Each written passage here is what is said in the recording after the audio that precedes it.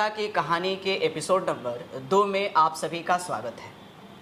आज के इस शो में हमारे साथ जुड़ चुके हैं 2013 बैच के आईएएस अधिकारी डॉक्टर नवल किशोर चौधरी जी, और ये बहुत ही तेज तराज आईएएस अधिकारी हैं। ये कहीं भी जाते हैं, इन्हें लोग इनके कामों से पहचानते हैं और इनके सफल होने के पीछे की कहानी क्या है, आज हम सर से जानेंगे। सबसे पहले सर, बहुत बहुत स्वागत है आपका हमारे इस चैनल में। थैंक यू अमृत सर, आपको मैं स्पेशल धन्यवाद देना चाहूँगा, क्योंकि जैसे ही मैंने आपको सोशल मीडिया से कनेक्ट करने की कोशिश किया, आपने बहुत अच्छा रिस्पांस दिया। इससे लगता है कि आप काफ़ी एक्टिव भी रहते हैं और लोगों के साथ कनेक्टिविटी बनाना भी चाहते हैं। सर, सबसे पहला मेरा सवाल ये है कि आज इस सम्मानित पद पे हैं आप, इस पद पर आने के पीछे की कहानी क्या है, और सबसे पहले आप यूपीएससी के बारे में ही क्यों सोचे? सुना गया है कि आप यूपीएससी में आने से पहले आप मेडिकल सेक्टर में थे और बहुत अच्छा काम कर रहे थे सर, और मेडिकल सेक्टर में भी लोगों की आप सेवा कर सकते थे और करते भी थे, लेकिन आपने यूपीएससी को ही क्यों चुना? देखिए अमरेंद्र, एकेडमिकली देखा जाए तो यूपीएससी जो देश का सर्वश्रेष्ठ परीक्षा लेती है, वो यही परीक्षा है जिससे कि हम लोग क्वालिफाई किए हैं।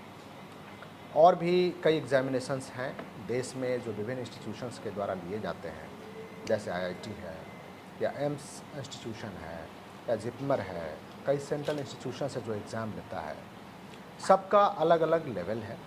और मैं मेडिकल फील्ड में चूँकि क्वालिफाई कर चुका था, मैंने एमबीबीएस किया है, एमएस जनरल सर्जरी में किया है, फिर मैं न्यूरो सर्जरी में एसआरसी भी कर रहा था doctor Ram Manohar Lohia hospital new Delhi से।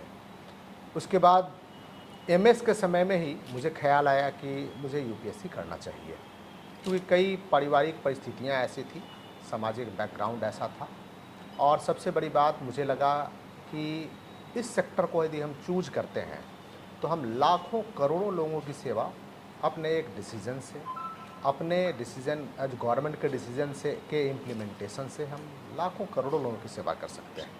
मेडिकल फील्ड में भी मैं हज़ारों लोगों की सेवा कर सकता हूँ, लेकिन मेडिकल फील्ड और इस फील्ड में एक बेसिक अंतर है कि मेडिकल फील्ड में जो हमारे पास आएंगे उनको मैं एग्ज़ामिन करके, उसकी जाँच करके, उसको दवा ले करके ठीक कर सकते हैं। इसमें है कि हमारे इम्प्लीमेंटेशन से, बेहतर इम्प्लीमेंटेशन से हम एक मास तक पहुंच सकते हैं। दूसरा कि इस सेवा में रहते हुए हम अपने जो पुरानी जानकारियां हैं, जो मुझे पुराने नॉलेज हैं, उसको भी हम इम्प्लीमेंट कर सकते हैं। और आपको मैं ताज़ा उदाहरण दूं कि फ़िलहाल 2021 में जब कोविड संक्रमण का दौर था और ये एक महामारी के रूप में था, उस समय गोपालगंज में मैं पदस्थापित था और यहाँ हज़ारों लोगों की सेवाएं बेहतर तरीके से की गई, जिसमें कि मेरे मेडिकल नॉलेज का एक बहुत महत्वपूर्ण योगदान था।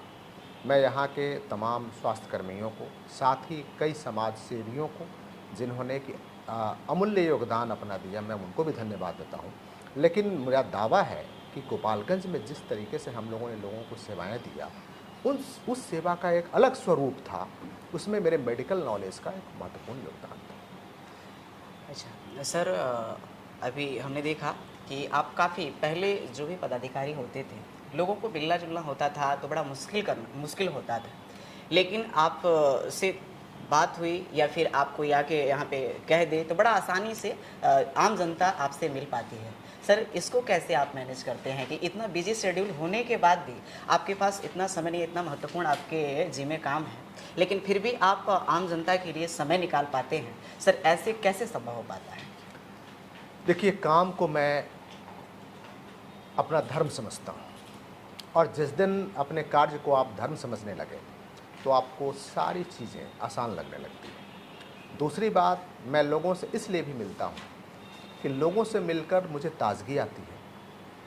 दूसरी बात कि लोगों से मिलकर मैं उनके तकलीफ़ को बेहतर तरीके से समझ सकता हूँ और अपनी मशीनरी को, गवर्नमेंट की सारी मशीनरी को उनके समाधान के लिए हम लगा सकते हैं। तीसरी बात कि जब हम लोगों से मिलते हैं तो हमें ज़मीनी हकीकत क्या है हमारी विभिन्न चीज़ों का, वो हमें बेहतर तरीके से जानकारी मिल पाती है, इसलिए हम मिलते हैं।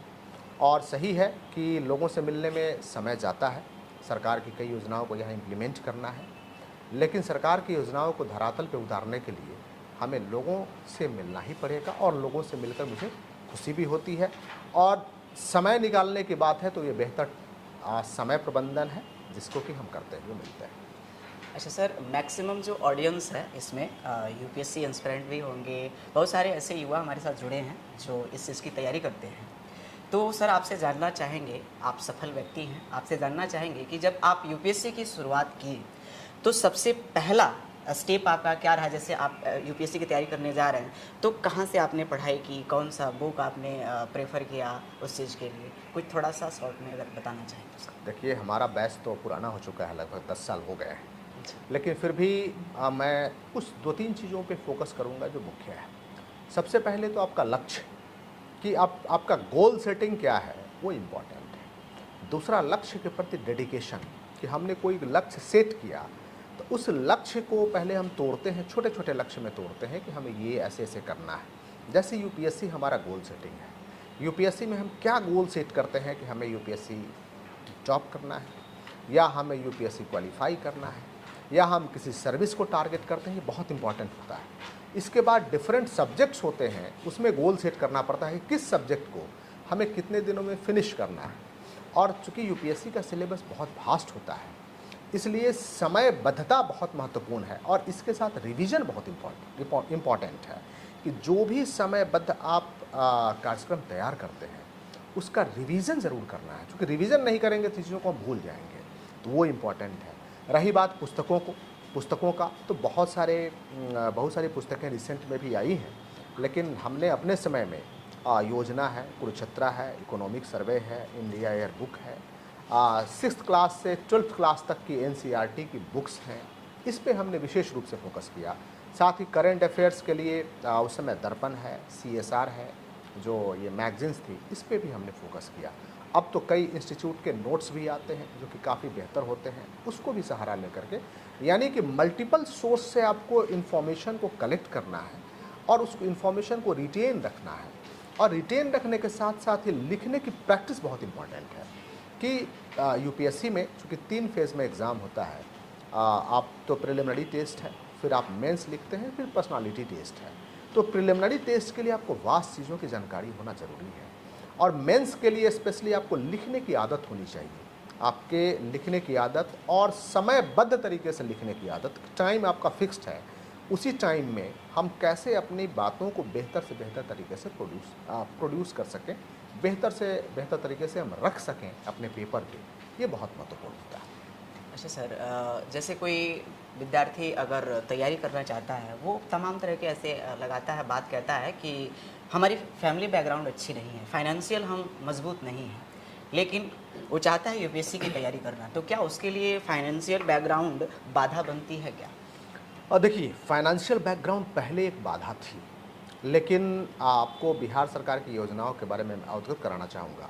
एक प्राक प्रशिक्षण केंद्र है जो सभी जिला में है, जहाँ की यूपीएससी और बीपीएससी की तैयारी करने वाले बच्चों के लिए वहाँ प्रशिक्षण कराया जाता है, नंबर 1। नंबर 2, सरकार ने जिन बच्चों ने पीटी क्वालिफाई कर लिया है, चाहे यूपीएससी का या बीपीएससी का, तो सरकार उनको सर्टेन लोगों को राशि भी उपलब्ध कराती है ताकि आप आगे का प्रशिक्षण कर सकें। थर्ड, कि पहले ऑनलाइन की व्यवस्था उतनी अच्छी नहीं थी। अब ऑनलाइन सिस्टम में इतने मटेरियल्स आपके पास उपलब्ध हैं कि तो मुझे नहीं लगता है कि ये बहुत बार होगा। और ऑनलाइन में तो आप इंटरनेट में मंथली या 500 से 400 से 500 रुपये में मंथली इंटरनेट का पैक आपका अच्छा पैक है, उसको आप सर्व करके देख सकते हैं। और इससे भी बड़ी बात है कि अभी इतने कोचिंग इंस्टीट्यूट्स हैं, साथ ही इतने मैगजीन्स हैं, इतनी पुस्तकें हैं, तो आपको कहीं इसकी ज़रूरत नहीं है। ज़रूरत सिर्फ़ और सिर्फ एक चीज़ की है, वो है लक्ष्य निर्धारित करना और डेडिकेशन रखना। इसमें एक और चीज़ मैं ऐड करूँगा कि बच्चों को ये चाहिए कि समूह बनाकर पढ़ें, कम से कम 2 या 3 लोगों का ग्रुप हो, जिसमें कि ग्रुप स्टडी करें, आप डिस्कशन करें, और डिस्कशन करने के साथ टेस्ट पेपर्स को सॉल्व करें। कई इंस्टीट्यूट्स एग्ज़ाम भी लेते हैं, चाहे पीटी का हो या मेंस का हो तो उस एग्ज़ाम को प्रॉपर तरीके से लिखना, जो कि आपको रिहर्सल कराता है, प्रैक्टिस कराता है कि एक्चुअल एग्ज़ाम में अपेयर के लिए। तो ये सारी चीज़ें महत्वपूर्ण है। मुझे लगता है कि फाइनेंशियल कंडीशंस अब बहुत मायने नहीं रखता। नहीं रखता है। सर, आपके बारे में मैंने आर्टिकल में पढ़ा था कि आप ऐसे गांव से बिलोंग करते हैं जिस गांव में प्राथमिक विद्यालय तक नहीं था, लेकिन फिर भी आपकी जो ये जो सफल होने की जो कहानी है वो पूरी हुई। आपकी प्राथमिक शिक्षा आपके ननिहाल से पूरी हुई। प्राथमिक विद्यालय आपके गांव में नहीं होने के कारण, इस बात में सर कितनी सच्चाई है? और ये बात सही कह रहे हैं कि मेरे गांव में उस समय प्राथमिक विद्यालय नहीं था।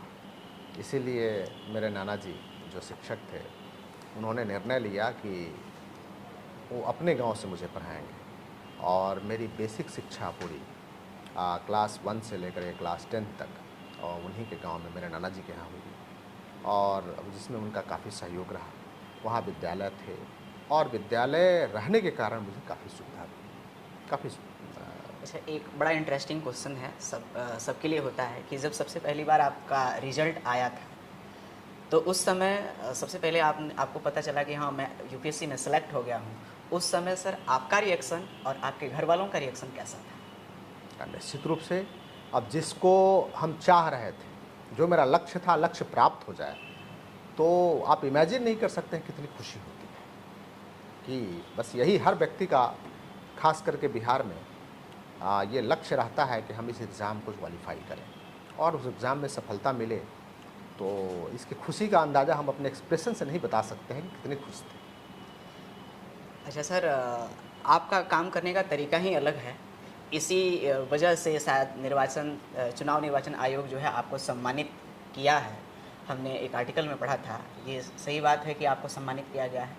बिल्कुल, भारत निर्वाचन आयोग के द्वारा मुझे सम्मान मिला, जिस सम्मान को महामहिम राष्ट्रपति महोदय के द्वारा दिया गया था और बेस्ट इलेक्टोरल प्रैक्टिसेस में वो सम्मान मुझे 2021 में मिला और चूँकि 2020 में मैंने कैमूर में इलेक्शंस कंडक्ट किए थे और उसमें वोटर टर्नआउट मेरा 4% बढ़ा था, जो कि मायने रखता है। दूसरा कि कैमूर में अधौरा एक क्षेत्र है जहाँ की नक्सल गतिविधियाँ रहती है, कई बम भी वहाँ बरामद हुए थे जिसको कि हम लोगों ने डिस्पोज ऑफ कराया और स्पेशली अधौरा क्षेत्र में 7% का वोटर टर्नआउट बढ़ा मेरे समय में, जो कि लोगों को मोटिवेट करके, व्यवस्था को दुरुस्त करके और लोगों में उत्साह जगा करके 7% का वोटर टर्नआउट बढ़ाना नक्सल क्षेत्र में एक बड़ा कदम था। तो भारत निर्वाचन आयोग के द्वारा मुझे सम्मानित किया गया, मैं आभार प्रकट करता हूँ। अच्छा सर, शायद कैमूर में जब थे इससे पहले बड़ा आपकी चर्चा हो रही थी कि बहुत तेज तराज आईएएस अधिकारी हैं, बहुत अच्छा काम करने का इनका अंदाज ही अलग है। आप गोपालगंज में आए सर, और पहले के मुकाबले अभी काफ़ी चीज़ें बदली है सर। स्वास्थ्य विभाग में काफ़ी चीज़ें बदला है, हर एक विभाग में सारी चीज़ें बदल चुकी है, इसमें पहले से काफ़ी बेहतर हुआ है सर। इस चीज़ को आप कैसे मैनेज किए? देखिए, मैं जिस पोजीशन पे हूँ, मैं जस्ट एक लीडरशिप प्रोवाइड करता हूँ और लोग अपने अधिकारियों को, अपने कर्मियों को मैं गाइड करता हूँ। जितने भी बदलाव हुए हैं निश्चित रूप से मेरे लीडरशिप में हुआ है, लेकिन काम करने वाले में हमारे काफ़ी संख्या में अधिकारीगण हैं और सैकड़ों की संख्या में हमारे कर्मचारी हैं, उनके सहयोगीगण हैं। मैं सभी के प्रति आभार प्रकट करता हूँ। साथ ही गोपालगंज की जनता के प्रति आभार प्रकट करता हूँ कि उन्होंने मुझे कार्य में सहयोग किया और हम लोग इस मुकाम पे। बहुत अच्छा लगा सर। अंत में एक चीज़ और, पूरे जिलावासियों को आप क्या मैसेज देना चाहते हैं? मैं समस्त जिलावासियों को मैसेज देना चाहता हूँ कि वे बिल्कुल शांतिप्रिय तरीके से रहें और अपने खुशी को अच्छे से सेलिब्रेट करें। साथ ही जो भी विकास की योजनाएं हैं और गोपालगंज के लिए हम बेहतर कर सकते हैं तो अपना सुझाव वो ज़रूर भेजें, ताकि उन योजनाओं को और उन विकास की सोच को हम बेहतर तरीके से इम्प्लीमेंट कर सकें। कभी कोई शिकायत हो, इसके लिए भी हमारा फोरम बना हुआ है, लोक शिकायत निवारण केंद्र बना हुआ है। इसके अतिरिक्त हमारे सभी पदाधिकारी फ्राइडे को ज़रूर मिलते हैं। मैं यहाँ जब भी लोग आते हैं तो मैं मिलने का प्रयास करता हूँ और हमें फीडबैक दें ताकि हम जिला को बेहतर तरीके से संचालित कर सकें, साथ ही लोगों को बेहतर सुविधाएं प्रदान कर सकें। बहुत बहुत धन्यवाद सर, आपने इतने बिजी शेड्यूल से भी आपने हमारे लिए समय निकाला, इसके लिए आपको बहुत बहुत धन्यवाद सर। Thank you Amarendra.